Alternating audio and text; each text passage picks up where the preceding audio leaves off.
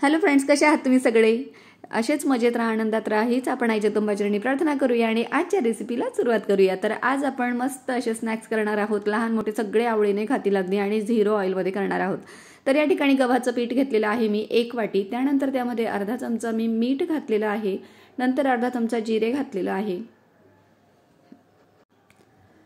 त्यानंतर आपल्याला त्यामध्ये चिली फ्लेक्स घालायचे आहेत, ते मी घरीच तयार करून घेते, अर्धा चमचा घातलेले आहेत ते पण। त्यानंतर आपण कसुरी मेथी घालणार आहोत, थोडीशी हातावर तिला क्रश करून घ्यायची, मग घालायची, छान असा फ्लेवर येतो तिचा।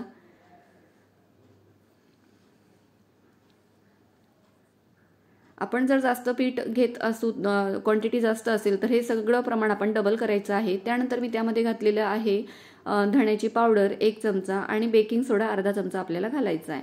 त्यानंतर रंग छान येण्यासाठी आपल्याला मस्त अर्धा चमचा हळद घालून द्यायची आहे। सगळं आपलं कोरडं मिश्रण आपण एकत्र हाताने कालून घेणार आहोत आणि यामध्ये अगदी थोडंसं म्हणजे 1 ते 1.5 पोहेचा चमचा आपल्याला तेल घालायचं आहे डो छान तयार होण्यासाठी। त्यानंतर हाताने कोरडं पीठ आपण सगळं एकजीव करून घेणार आहोत, व्यवस्थित कालून घेणार आहोत हाताने। त्यानंतर आपण त्याचा डो तयार करून घेऊ। आता जसं पाणी लागेल तसं आपल्याला घालायचं आहे।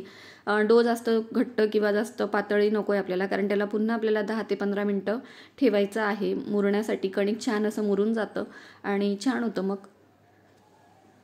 तर या ठिकाणी बघा, आता जसं लागेल तसं पाणी मी घालून घेते त्यामध्ये आणि असा डो तयार करून घेते। त्याला थोडासा आता तेलाचा हात लावते आणि झाकून ठेवते 10 ते 15 मिनिटं।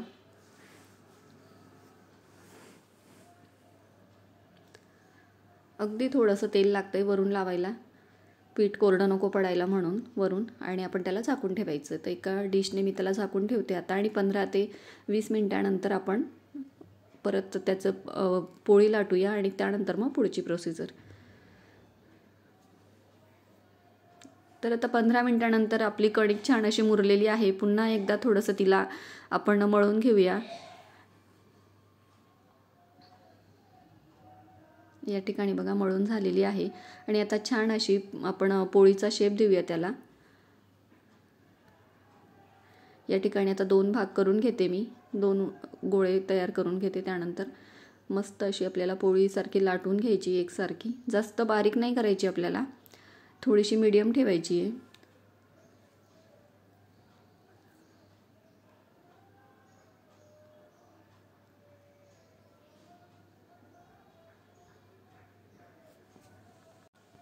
या ठिकाणी त्याला लाटून घेते मी।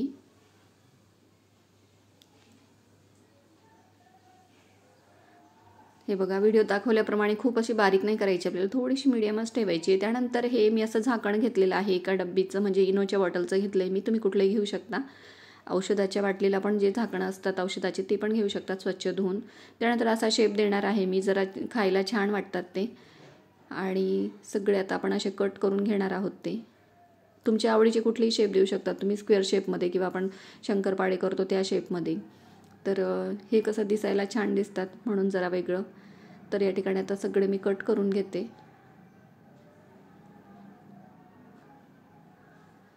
तर हे बघा, जवळजवळ झाले माझे सगळे, खूप सारे होऊन जातात, अगदी 1 वाटी पिठापासून भरपूर असे स्नॅक्स तयार होतात।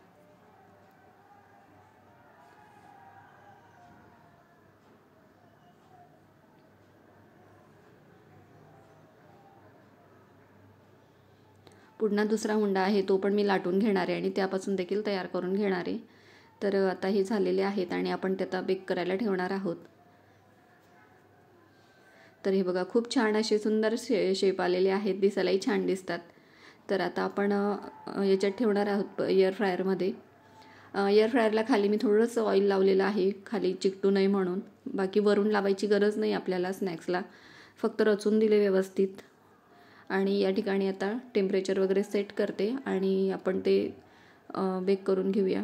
तर मी जे केकचं ऑप्शन आहे मफिन्सचं, त्यावर मी सेट करणार आहे।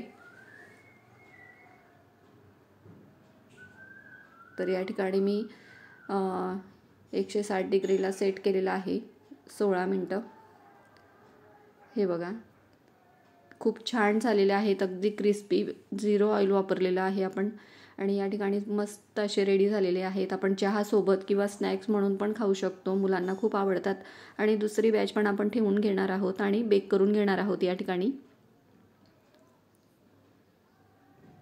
तर सगळे असे व्यवस्थित लावून घ्यायचे म्हणजे छान फुगतात आणि खूप छान झालेले आहेत. अगदी क्रिस्पी झालेले आहेत. हे बघा, तुम्हाला तोडून दाखवते. तुम्ही चहासोबत वगैरे खाऊ शकतात.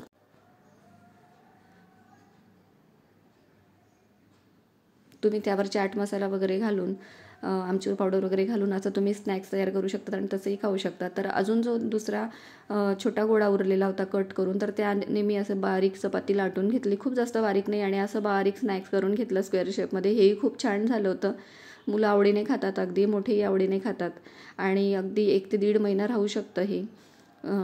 तर तुम्ही नक्की ट्राय करा फ्रेंड्स, आणि व्हिडिओ कसे वाटतात मला नक्की सांगा. तर या ठिकाणी बघा, 2 स्नॅक्स आपले रेडी झालेले आहेत. आणि व्हिडिओ आवडत असेल तर लाईक, शेअर आणि सबस्क्राईब करायला विसरू नका. भेटूया पुढच्या व्हिडिओत. तोपर्यंत बाय. बेल आयकॉन पण प्रेस करून ठेवा म्हणजे नोटिफिकेशन तुम्हाला वेळोवेळी येत जाईल नवीन व्हिडिओ टाकले की.